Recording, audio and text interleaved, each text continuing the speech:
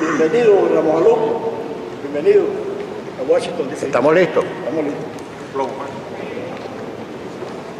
Bueno, muchísimas gracias a todos los medios de comunicación presentes en este evento, en el que nosotros quisiéramos transmitir por intermedio de ustedes la razón de nuestra presencia aquí y los particulares que están rodeando a la situación de nuestro país en lo que podemos definir sin duda alguna como el caso Venezuela. Nosotros en fecha reciente, es decir, la directiva de la Asamblea Nacional había solicitado del secretario general Luis Almagro que, vistas las circunstancias de todo tipo existentes en Venezuela y por lo que a nuestro juicio y sin lugar a dudas constituía una lesión o interrupción o menoscabo o quebrantamiento del hilo constitucional, que cualquiera de los adjetivos cabe, vista pues la alteración del orden constitucional de Venezuela, resultaba procedente solicitar la aplicación de la Carta Democrática Interamericana.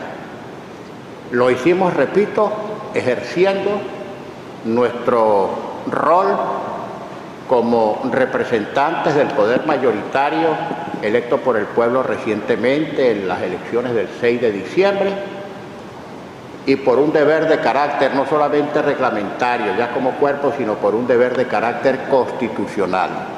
El artículo 333 de la Constitución de la República Bolivariana de Venezuela impone a cualquier ciudadano, investido o no de autoridad pública, el deber de restituir o de restablecer la Constitución violada y el orden constitucional infringido o infraccionado.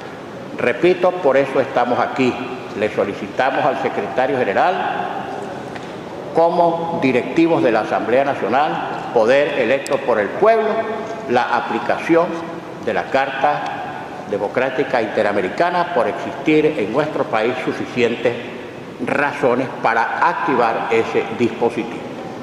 Por cierto, ustedes me van a permitir algunos comentarios, algunas pequeñas digresiones que sirven para explicar mejor cuál es la situación. Resulta insólito que el gobierno venezolano califique de injerencismo cualquier pronunciamiento que, ajustado a sus normas, a sus reglamentos y a sus dispositivos legales, emita un organismo del cual el Estado venezolano y el gobierno forman parte. Esto resulta verdaderamente incomprensible, que las cabriolas, que las maniobras, que los pujos de la diplomacia del gobierno venezolano se afinquen en la exigencia de que no se aplique la Carta o de considerar injerencismo la actuación del organismo del cual Venezuela como país forma parte. La conclusión es elemental. Si no quieren formar parte del organismo, que se retiren, pero no pueden seguir manejándose en una especie de actuación bipolar conforme a la cual la Organización de Estados Americanos es buena si resuelve o decide conforme a los intereses del gobierno venezolano y per contra es mala si resuelve o decide lo que no le convenga al gobierno venezolano. Pero bien, así las cosas, lo que queremos es enfatizar que hay suficientes razones para la aplicación de la Carta. En Venezuela se ha quebrantado la Constitución. En Venezuela no hay respeto por la libertad de expresión e incluso hay numerosos periodistas en el exilio y otros sometidos a presiones de todo tipo. Aquí mismo, en este recinto, está con nosotros el periodista Rafael Poleo, director del Nuevo País y de Z, También están sometidos a medidas judiciales que lo mantienen fuera del país Miguel Enrique Otero, director del Diario Nacional, Alberto Federico Rabel del portal La Patilla. En fin, no se respeta la libertad de expresión. Hay presos y detenidos políticos. Yo no diría que hemos perdido la cuenta, pero es tan larga la lista que sea de prolija enumeración en este momento. Quiero citar solo los casos más eminentes. Leopoldo López, preso sin delito en un juicio que escandaliza, alarma y avergüenza a cualquier sistema de administración de justicia. Allí ha dicho incluso el fiscal que sirvió de acusador, que finalmente se expatrió por hecho propio porque estaba siendo perseguido por las autoridades policiales venezolanas, dijo que lo habían obligado a formular cargos contra Leopoldo López y que no solamente no había cargos que formular, sino que tampoco operaban en ese proceso pruebas de ningún tipo. El caso de Antonio Ledesma, alcalde metropolitano de Caracas, a quien después de haber triunfado abrumadoramente para ser el jefe del gobierno del Distrito Capital, le despojaron de todas sus facultades, le nombraron funcionarios a dedo para suplir a las funciones del alcalde metropolitano de Caracas y no contentos con eso, lo sacaron a rastras sin orden judicial de su oficina y todavía permanece preso, simplemente con una medida sustitutiva de arresto domiciliario en su casa. Daniel Ceballos, en fin, la lista es larga. Manuel Rosales, líder del partido Nuevo Tiempo, preso en los calabozos del SEBIN, etcétera, etcétera. Ahora me voy a referir casi al final a los dos últimos detenidos, dos jóvenes que fueron hechos presos, acusados de terrorismo y de legitimación de capitales porque simplemente trasladaban unos recursos para nosotros lograr la movilización de los electores venezolanos que se proponían o que se proponen validar las firmas para activar el referéndum revocatorio, acto que también el gobierno, por supuesto, considera como de terrorismo. Entonces tenemos perseguidos políticos, quebrantamiento del orden constitucional, no hay respeto por la libertad de expresión, ignorancia sistemática del principio de separación de poderes. Aquí le voy a hacer una relación muy breve más adelante de todas las malandanzas y de las fechorías cometidas por un tribunal constituido con fraude a la ley, que actúa en la práctica como tribunal, como bufete al servicio del Poder Ejecutivo y cuyo cometido fundamental es nada más y nada menos que aniquilar en la práctica a la Asamblea Nacional como poder autónomo. Le voy a decir algo a los medios de comunicación social que espantaría, que horrorizaría a la Administración de Justicia en cualquier país del mundo. La presidenta del Tribunal Supremo de Justicia de Venezuela vive dentro de un fuerte militar, en una vivienda asignada por el ministro de la Defensa. ¿Qué autonomía, me pregunto, puede tener un poder judicial cuya cabeza, cuya presidenta en sala constitucional, que como ya se ha dicho actúa en la práctica como bufete del gobierno, vive en un cuartel militar? ¿Qué administración de justicia es esa? Bien, no hay respeto por la separación de los poderes, hay violación sistemática de los derechos humanos.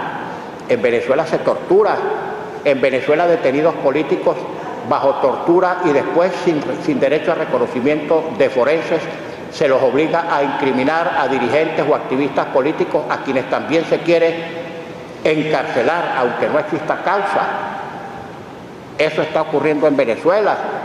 Más de 80 jóvenes estudiantes y manifestantes presos en lo que se llama La Tumba, que es uno de los establecimientos carcelarios del SEBIN, que es la policía política del gobierno.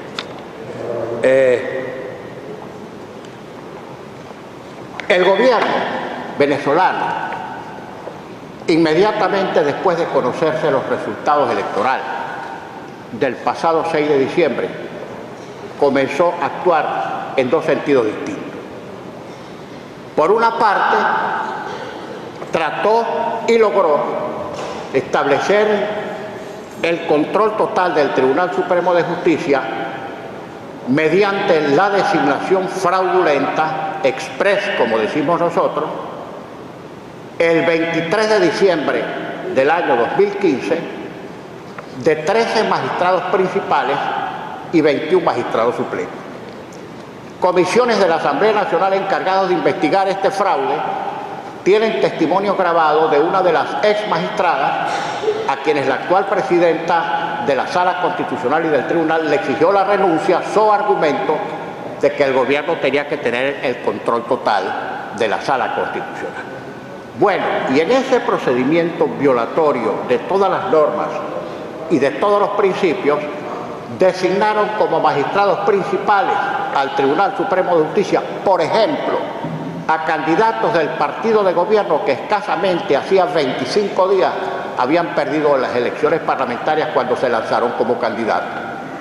Allí hay numerosos exfuncionarios públicos y diplomáticos y parlamentarios del partido de gobierno que hoy son magistrados del Tribunal Supremo de Justicia. En fin, una vez que lograron el control total por esta vía de los magistrados del Tribunal Supremo de Justicia, se dieron a la tarea de liquidar mediante una decisión judicial a la mayoría calificada de las 2/3 partes que obtuvimos en las elecciones del 6 de diciembre. Y eso lo hicieron mediante una sentencia de la Sala Electoral recién constituida, entre otros con magistrados del partido de gobierno que acababan de perder las elecciones. Les puedo decir que en el caso de los 4 diputados del Estado Amazonas, cuya proclamación fue suspendida por una acción, por una medida cautelar de la Sala Electoral, fueron suspendidos en fecha 30 de diciembre de 2015. 30 de diciembre de 2015. Y de entonces hasta acá han transcurrido prácticamente 6 meses, y en 6 meses la Sala Electoral ni los incorpora ni anula su elección para que se proceda a una nueva elección. Simplemente los mantiene suspenso para negarnos tener las 2/3 partes. No obstante, todos los recursos que hemos intentado ante la Sala Electoral han resultado nugatorios o fallidos. Bueno, asegurado el control, como antes dije, nos quitan las 2/3 partes y empieza el Tribunal Supremo de Justicia a dictar sentencias tras sentencias, muchas de las cuales interpretan el texto constitucional contra su propio texto. Les voy a citar solo algunas sentencias. Bueno, en la sentencia de la Sala Electoral, a la que ya les hice referencia, quitándonos 3 diputados del Estado Amazonas y dejando a toda una entidad federal sin representación en la Asamblea Nacional. Luego, fecha 11 de febrero, la Sala Constitucional declaró que el decreto de emergencia económica que a solicitud del Ejecutivo consideró la Asamblea Nacional y no lo aprobamos o lo rechazamos, entre otras cosas por falta de información, la Sala Constitucional, a pesar de la decisión de la Asamblea Nacional en ejercicio de una facultad privatística que le señala la Constitución, pues el tribunal declaró que a pesar de nuestra decisión el decreto de emergencia económica tenía vigencia. Luego, en una sentencia de fecha 1 de marzo de 2016, la Sala Constitucional toma una decisión limitando las facultades de control e investigación de la Asamblea Nacional. Empezaron a vaciarnos de facultades. No pueden hacer esto, no pueden hacer aquello, etcétera, etcétera. Es decir, mediante sentencia, derogando disposiciones expresas de la Constitución.